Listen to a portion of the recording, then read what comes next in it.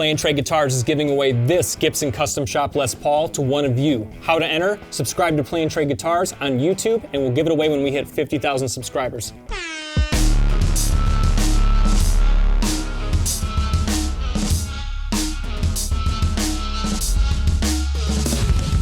Hey, welcome back to Play and Trade Guitars. I'm John, and that's Zach behind the camera, and this is Play and Trade Guitars, where we play it and trade it. Today, if you are in the market for a Les Paul Standard, in particular a Les Paul Standard 50s, you have two options with those, a Humbucker or a P90. Today's video is going to put both of those head to head. We're going to look at two beautiful gold tops, one equipped with the famous Gibson Humbucker and the other with the classic P90. When you're ready to buy a guitar, you can do so on Zounds. We've partnered with them, and our partner link is in our description. And also, remember to enter to win our 50,000 subscriber giveaway guitar. We're giving away a Les Paul from the custom shop. It's beautiful. Entry link below. All right, without further ado, let's flip some latches and get to work on finding you the best Les Paul Standard 50s, taking a look at those P90s versus the Humbucker. Gold top is one of my favorite finishes on a Les Paul in general. And the first one here, oh yeah, you saw it on our unbox. This is the beautiful Les Paul Standard 50s gold top with humbuckers. So humbuckers came out and were developed in 1957 by Seth Lover, who was the lead designer at Gibson, and those replaced the P90, which I'll show you in the next guitar, which had been the classic pickup standard on Gibsons from 1946 all the way up until the invention of these famous humbuckers in 1957. So here in one corner we have the Les Paul Standard 50s gold top with those humbuckers, and the other, we'll flip these latches and take a look at its P90 counterpart. That's a beautiful pair right there. Here's a pair of P90s. These are considered soap bar P90s. They're attached with two screws, and basically these are single coil pickups, and they evolved out of a legacy of single coil pickups going all the way back to the famous Charlie Christian. And about 1946 is when you started to see the classic P90 pickup put on all Gibson guitars, high-end Gibson guitars. And it's just a great pickup. We'll show you why, and we'll let you hear why. So between the two of them, drop a comment as we go. Let's put these head to head, and you help us decide which one is going to be right for you. So humbucker version here on the bench. Humbuckers naturally take up a little bit more real estate. They also offer a little bit more convenience in terms of being height adjustable with the two screws on the outer part here. The original patent applied for pickups from Gibson developed by Seth Lover and his team in 1957 are of course legendary, and so much effort and time is still put into trying to recreate that magic. But at the end of the day, they're humbucking because they cancel out sound, and they're not going to have that 60 cycle hum that you're going to have on a single coil like a Fender, or to some extent a P90 since it is a single coil. The humbucking pickup gives you that fat, compressed, rich tone without the noise. And let's get a reading on these just for a comparison. So you have a reading of 7.8 in the bridge, 3.8 combined, 7.5 in the neck humbucker. Now in other respects, these guitars should pretty much be the same. Just to throw in there, we will take a weight. This one is pretty much exactly 9 pounds. And let me bring up the P90 counterpart. 10 pounds, 4 ounces. So that shows you there can be a lot of variation. Let's see where these P90s read. So P90s are heavier. Right. A pound and a half.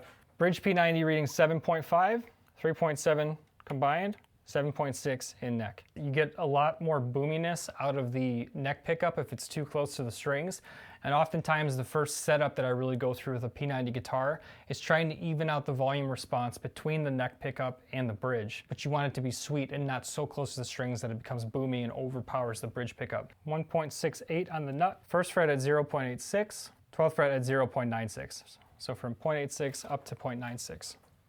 So let's start to plug these in, and we'll get an A and B as we put it in a track, let you hear DI clean tones, and also just give you some straight playing examples but across the two.